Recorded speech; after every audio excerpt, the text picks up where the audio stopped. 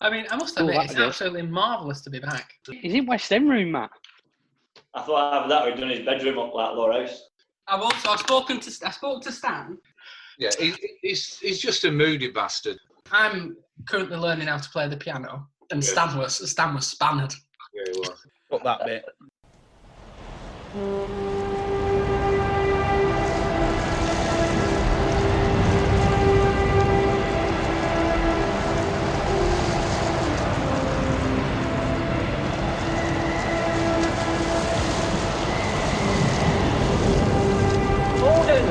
Gordon, send more house to save the house.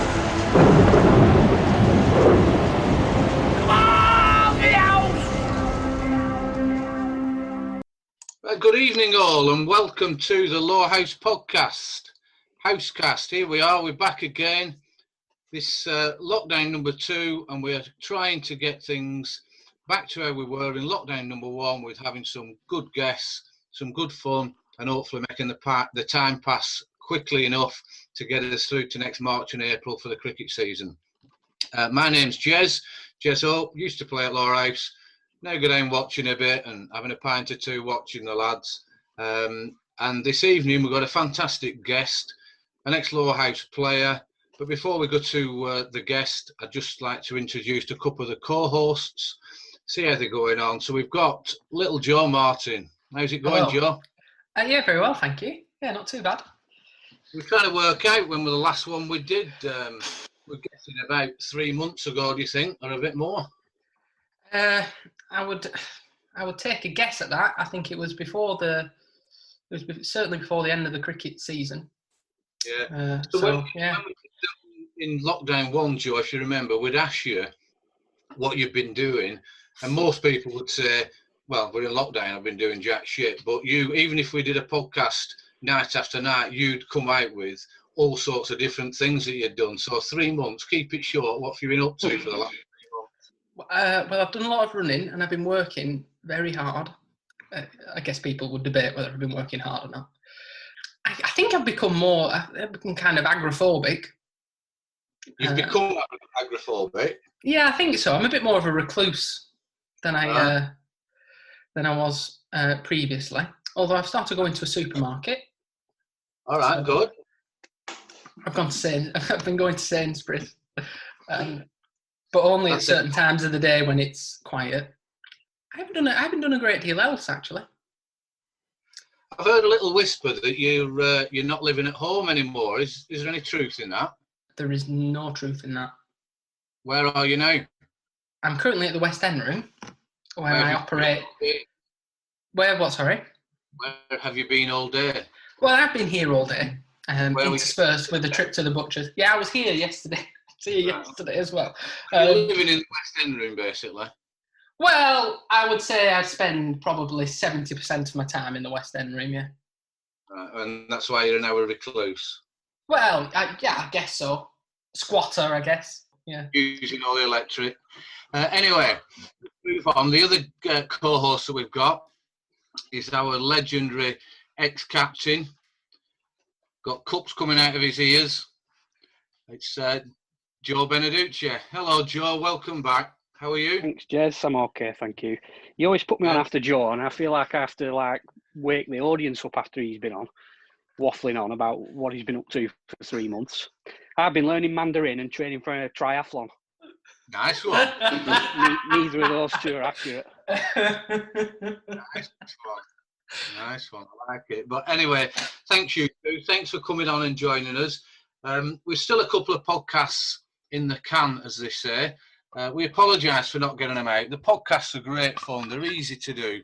But to edit them and to get them into some sort of format so Adam can get them out, it's been a bit difficult. But we are making a concerted effort to get some out. I think Blazers has just come out. That's gone down quite well, the two Jaws.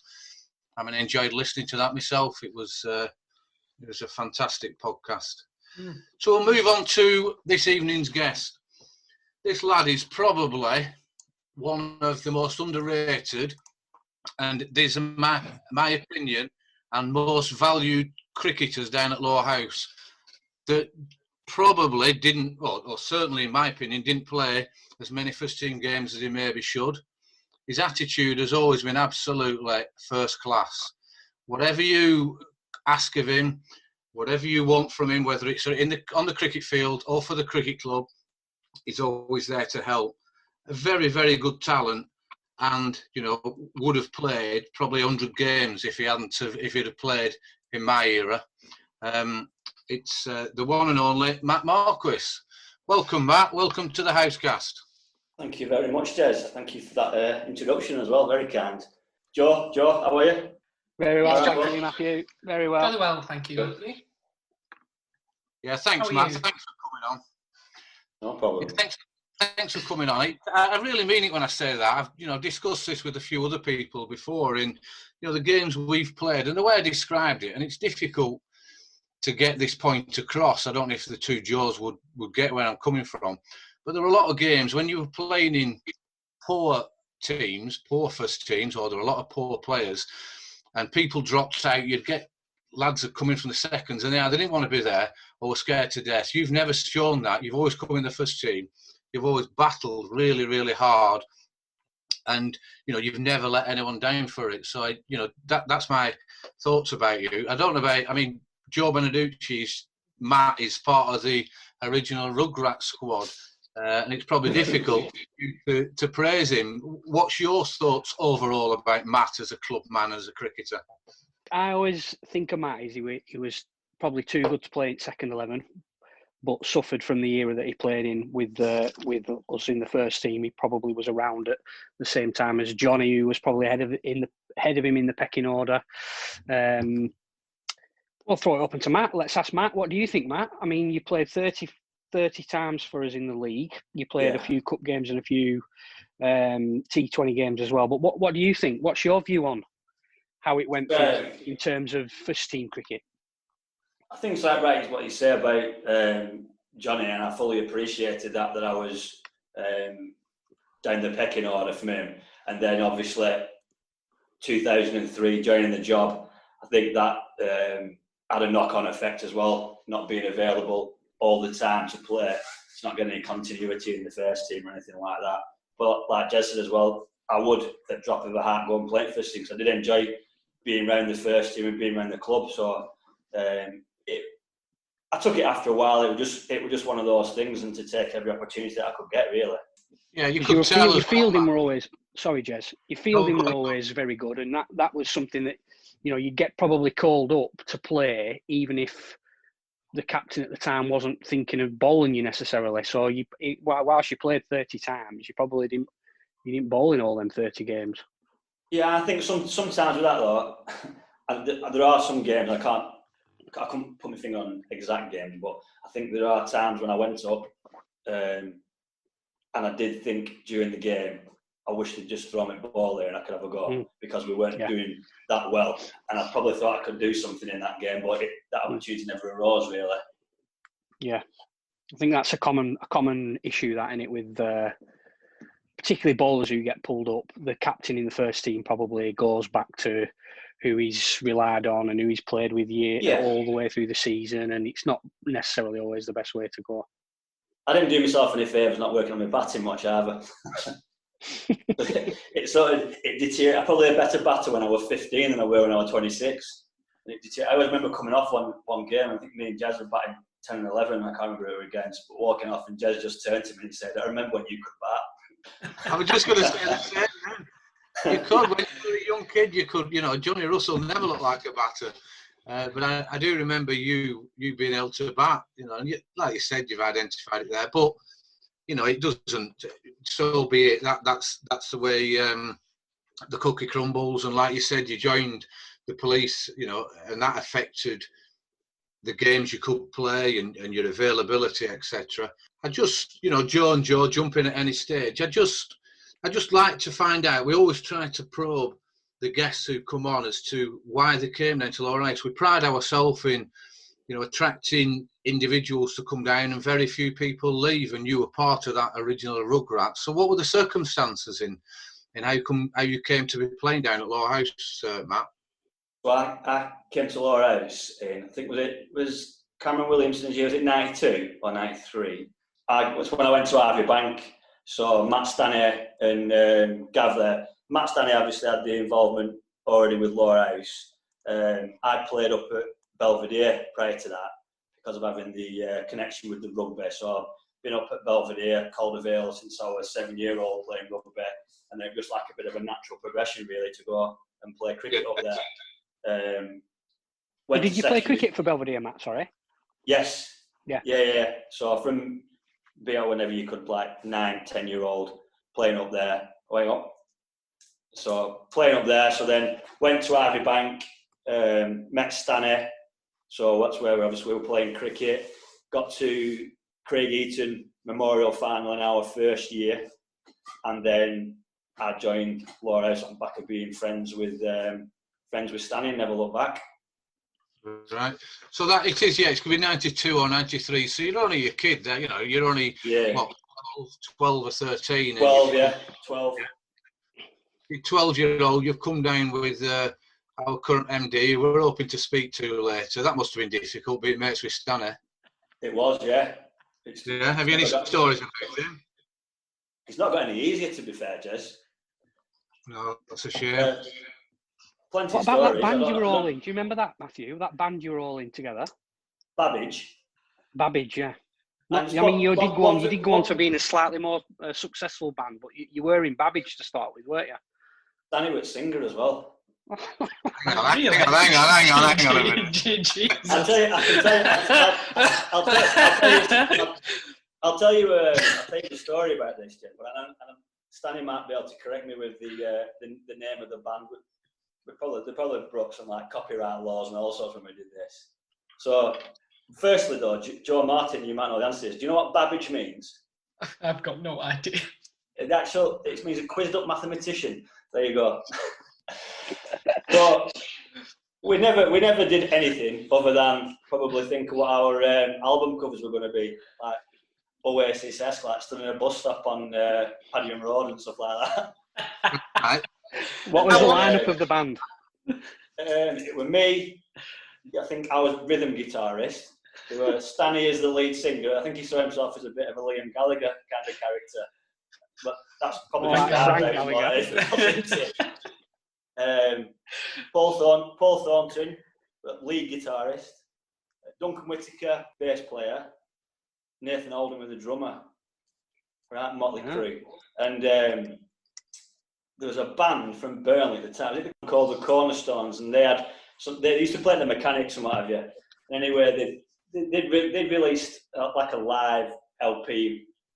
Obviously, weren't going to hit the charts, and there were a basketball game at Ivy Bank, and our science teacher were running this basketball side, and Stanley dupes him into saying, "This is our first single." And he got him to play it over at sound system at Ivy Bank before this basketball game. So this teacher's thinking it was thinking he'd find the next big thing. How old would you have been when this band was going? Oh, would have been 14-year-old probably, 13, 14. And nothing ever came of it. None of us actually ever learnt to play any instrument. I think Duncan might have learnt to play, but the rest of us, no. Did you ever rehearse? Did you have some rehearsals? No, we didn't do anything that resembled a band, other than say, if we had an album cover, wouldn't it look smart if we stood in that bus stop there and put drum kit on top of it? Did you tell any of the girls at school you were in a band? Probably not, no. When everybody found out at school that I was an opera singer, it made me even less cool than I was. I think you're a good opera singer. I always remember you... Professionally trained, absolutely. Dressed in a little tuxedo at top of steps. Most people did a top step, but you did opera turn. Yeah, I know, 23, but... Yeah. Could have had Gav there with playing his violin with you as well. So you're 14, you've set this band up that don't even have... Did you have a guitar? I had a guitar, yeah. So you must have played together. You're blagging us there. I'm God's honest truth, Jez, we never actually met as a band and played together. I think it was like, we saw it as like one of the punk bands used to form and they couldn't play anything and then they'd just go on to do something. But we just actually didn't do anything after that. Right. Because none of us could play any instruments and Stanley couldn't sing a note, I don't think. So Babbage has disbanded as quickly as it's been put together. Well, it's never officially disbanded, no, Jez, no. So maybe we could get you, could have a reunion. Like Burnley's version of U2. Yeah. Yeah, that'd be good. That. So you come down to cricket club. What's your first memories? Your early memories of playing junior cricket, and who's coaching you, and any games that you can remember? I remember turning up. I remember the bat I had when I turned up as well. It were a Robin Smith Grey Nichols Elite, because Cameron was coaching. Because I always remember him saying that have bat will travel when I turn. Oh, that's all I had with me, my bat, when I turned up for that first session. I remember that. And it was Reg that was the coach. I know Stanley spoke to him, didn't he? Not long back, and he did remember certain people's names from that, which surprises me. I can't really remember. I can't remember, to be honest with you. Many. Oh, in fact, I'll tell you what I do. Yeah, one of the first games I played, I think we played at Belvedere. So I'd gone back to play Belvedere, and both the Perrys, Mark and Paul Perry, were playing for him. So I'd just come from Belvedere, and then we're playing Belvedere in one of the first games. And I remember one. I can't remember which Perry it was, and he was lumbering a bit of a single. And I've gone out, picked the ball up, and I was it, and I whacked him right on head with ball. So brilliant. No helmet. No helmet. Cracked him right on head, lobbing one over the stumps. I don't remember much about him. I don't think we played at like under 13s level like then. I don't think we played that many games, to be honest with you. Like I say, I couldn't tell you, remember who was in the side with us or anything then. And we started playing under 15s quite quickly. And under 15s were decent. I think Charlie had joined by that point, because Charlie didn't come to our school until he was 13. Right.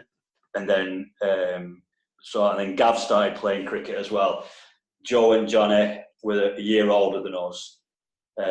So myself, Stanley, Charlie and Gav all went to Ivy Bank, all playing in the under 15s together. And it were a decent side at under 15s, and we were probably, again, I knew which end of bat to hold at that point.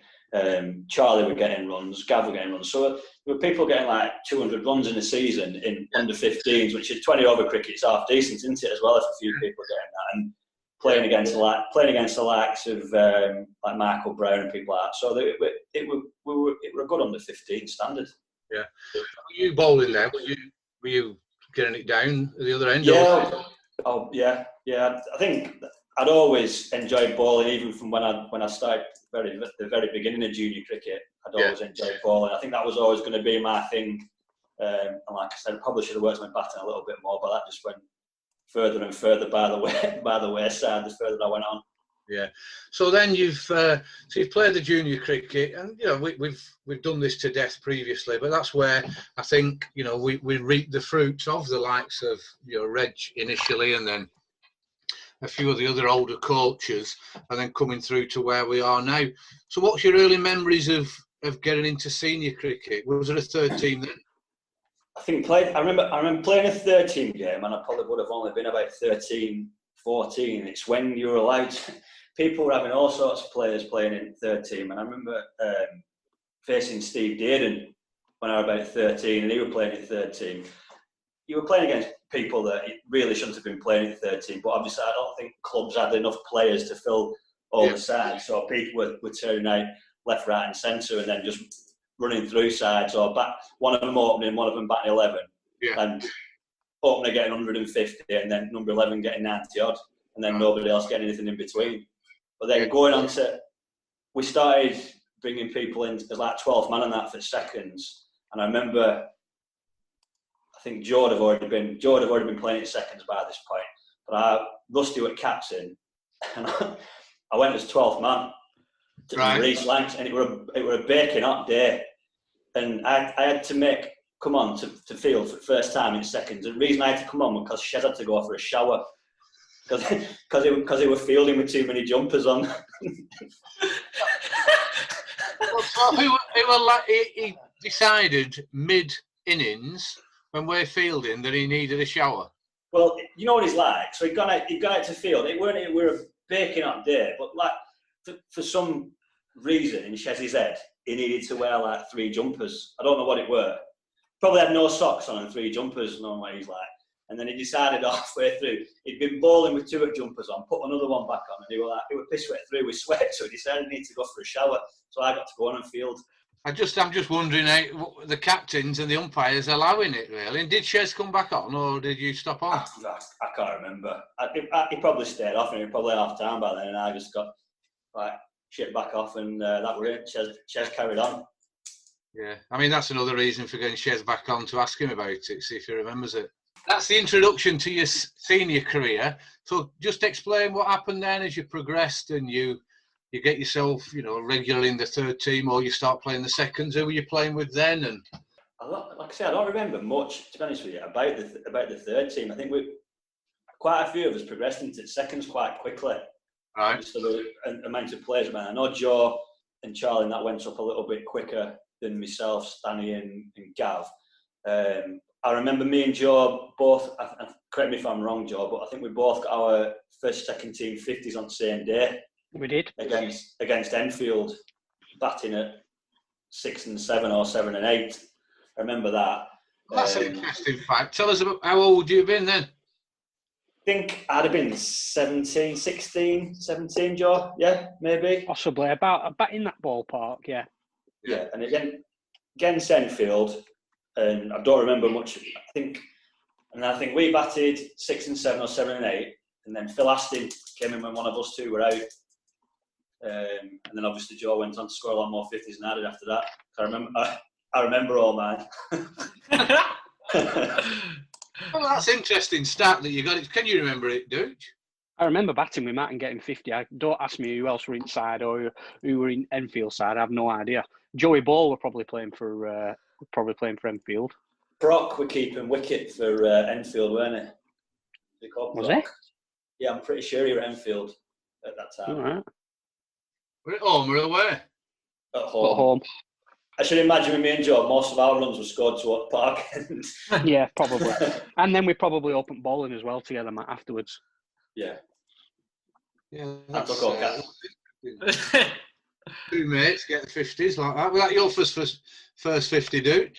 Yeah. Oh, nice one. Very interesting. So then you progressed, and you're getting your late teens. And I think it's fair to say, Matt, I've blown a bit of smoke up your backside early. You had some pace, at the right conditions, and you were never unfit bowler. You was always in good condition, and you could get it down the other end. So just tell us about a few of your performances in the second team, when you were late teens, early 20s. Probably, obviously, I know we'll go on to it, but obviously, making my debut at first team in 2003. Prior to that, I think I was close from conversations in about 99. And I remember then going off to university around about that time. And right. I had a 6 against Bacup at home.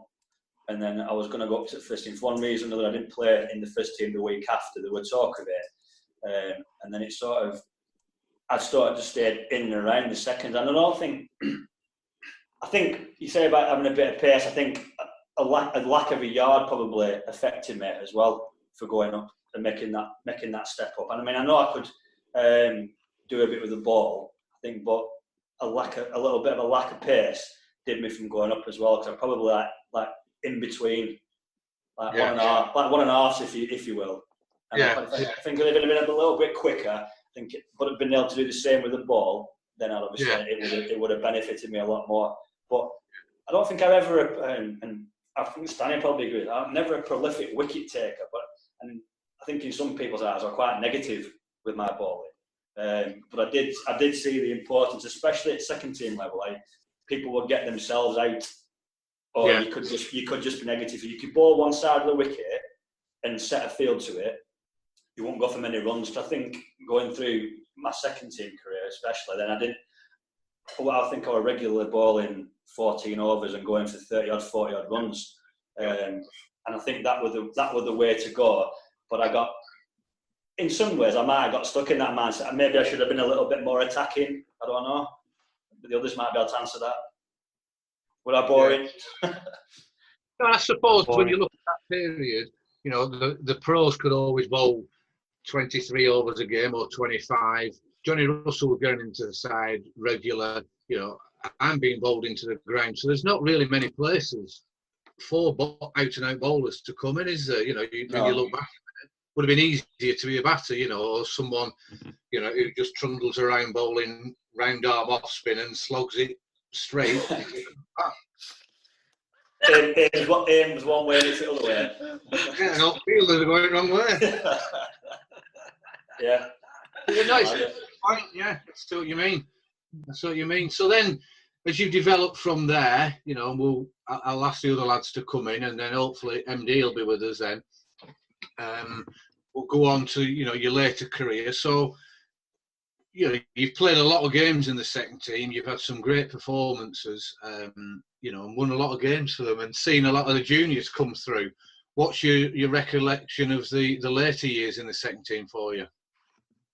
With the players that are coming through, do you think? I think because you played with all that sort of golden generation, Johnny, Joe, the Martin brothers. You played with them all when they were kids at second 11, weren't you? Yeah, I like to think as well. I mean, no detriment to some of the players who might have come down from the first team, or some of the players that are a bit older. I think sometimes the attitude weren't the best toward just cricket generally. Like, I'm in seconds. Can you be that arsed? When I think it was important, I thought it was important that you chat, like people like Orky and stuff like that, people like coming through, Johnny and what have you, that they needed to realise that like that's where it starts, isn't it? That you're playing seconds and you get that winning mentality, and you learn how to win games, you learn how to finish games off, and that's when you do it. And then players were coming through. And I mean, I don't know if I'm partly to blame for Orky being angry sometimes, because I used to get angry, but I hope not, because he's proper angry, isn't he? But no, there were some players that have stayed below us, some that haven't. There were some players that have come through that probably thought they were far better than they were. Thought the club owed them something, and it didn't. I'm not ashamed to say I've had that conversation in the dressing room and said that the club don't owe them anything. They need to go out there and prove it. I think they thought they were better than they were, whether they've had smoke blown up their arses early doors, that they should be going on doing things, or they've played at a county level early on. I think there were a lot of pressure from some of the conversations. I think when it started to become that era when people were getting into county sides very early, and the opportunity to play county cricket were there for a lot of players, I think there was a lot of pressure on them to be thinking, I should be in the first team, I should be playing this standard of cricket. I mean, because we never had that opportunity, and I think Joel better it should be over here. We never had the opportunity to play county cricket, really. It weren't a thing, whereas I think now and probably 10 years ago, everyone were getting county jumper, weren't they? You go in seconds, and there'd be all sorts of people turning up with county helmets on and county jumpers, and they were all everyone were getting a go at it, and then they were thinking that they were better than they were, and it was to the detriment of some clubs because people were thinking they should get places quicker than they should do.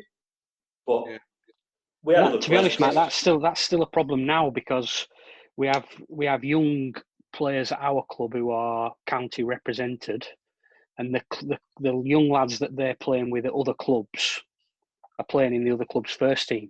So when they meet up to play for Lancashire under whatever it is, 15, 16, 17s, the other lads at other clubs are already playing in the first team because their club isn't as strong as ours. Whereas our lads, like, I don't know, Tommy or Robinson, for example, he's not in our first team, or he has played a little bit, but he's not ready for out and out first team cricket yet. Whereas some of the lads he's playing with at Lancashire probably will be playing in other clubs' first teams. You could tell some of the players when they were coming through as well. I think that the players that were going to be good players, even when they were really young, coming in straight away.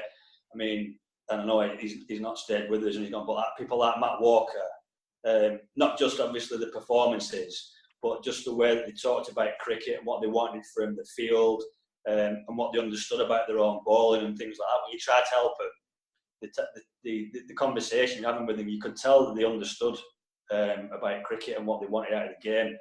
You weren't having to guide them through every game and help them all the time, because they knew what they wanted.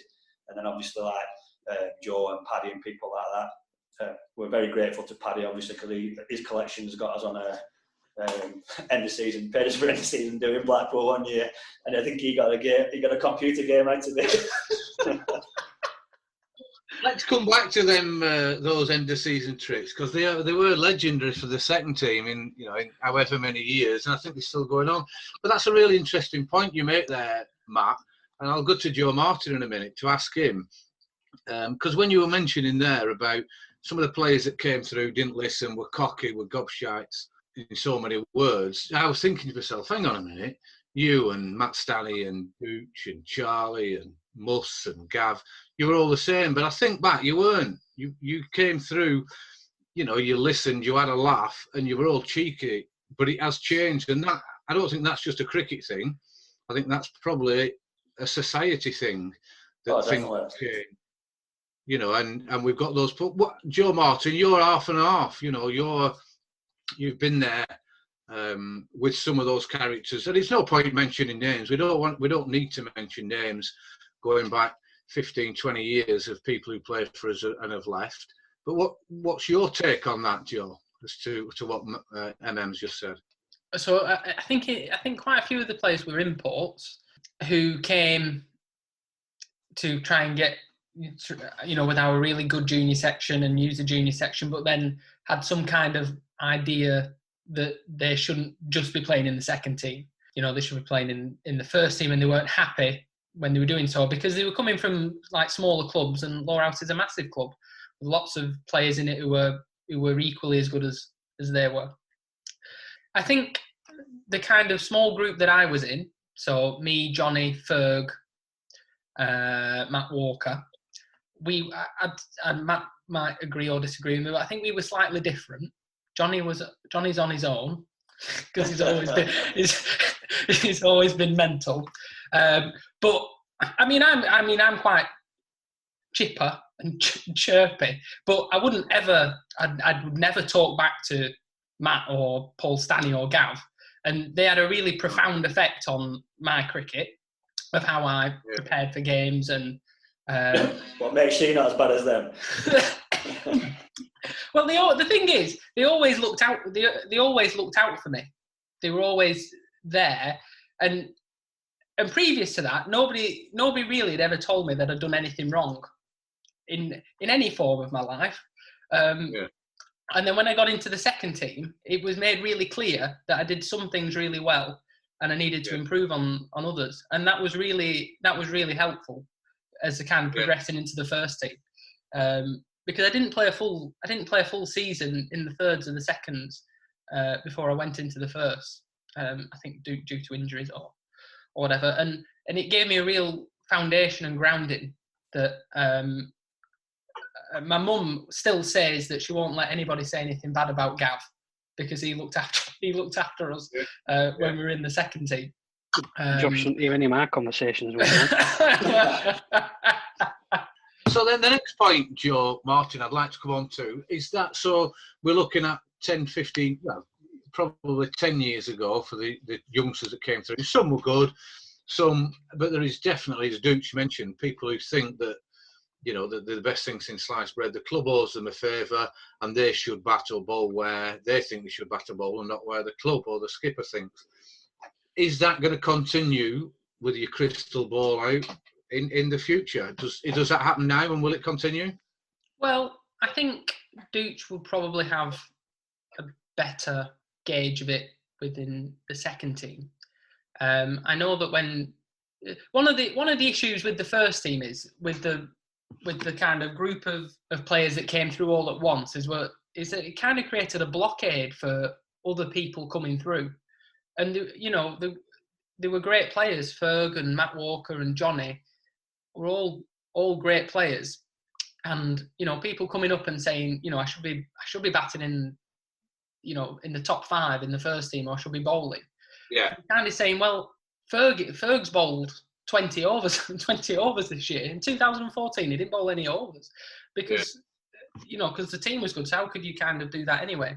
I think in the future, I think we're really trying our best to give them a slightly different foundation and so then they kind of appreciate what the club does for them. Yeah. And that it is a process. It's not a case that you've got a God-given right to do this thing or that thing. You know, you've got to work at it, and people will decide when you are ready. They won't decide. And I think actually the current crop, Tommy Hunt Robinson and Henry and others, George Durkin, I think they kind of understand that. And when they came into the first team this year, they were brilliant. Yeah, they were happy to field and whatever else. Yeah, no, that's interesting to hear that, you know, because it did happen. You know, I'm sure there's different characters and everyone is different, you know. But it would be good to get that era of young kids coming through, understanding, you know, what cricket's about and playing and getting the chances and grabbing it when they can. Yeah, absolutely. What do you think, Duke? Just for a couple of minutes, we have another guest coming in a minute. What's your thoughts about juniors? I know you're a grumpy old get now about them, but I think it's very much on the individuals. I think some of the individuals will be happy to pitch in and be part of the team, whatever the team needs of them. But I think there'll always be the players who want more than they're currently getting and will be prepared to move in order to get that. I can genuinely see that continuing. And it's difficult for a club like us who've got so many players. We can't always accommodate them all. So I think, unfortunately, a byproduct of our success will be that we do lose players from time to time. I don't want to be a negative Nelly, but I think that's just the way it is. Unfortunately, in the modern day. Yeah, and you're right, Joe. Just 1 second, Matt. You're right, Joe. That it's for us to understand that, I think, and you clearly understand that. Stan certainly does. You know, the amount of time that I'm pulling my hair out at individuals asking, you know, what's happened here, what's happened there, and Stan will just say, well, look, you know, we've got someone else to fill the boots. So why think negative things? Go on, MM. What were you going to say? No, it was going away from that a little bit. It's one for Joe, really. It's about his second team and stuff, but all these young lads coming through, it seems very, very. From one, obviously, I don't see inside the dressing room and stuff now. But I was going to ask him about characters, because I was harping back to when we were playing. There were a lot of characters in the second team, weren't there? I was just going to ask Joe, what's it like now, character-wise? Have you got any absolute galoots like we used to have? Yeah, second team skipper. Yeah, second team skipper, ex-first team skipper. He's a ringleader. But the guy you're going to introduce in a second, his nephew, he's a galoot as well. He ain't got any of his uncle's brains, that's for sure.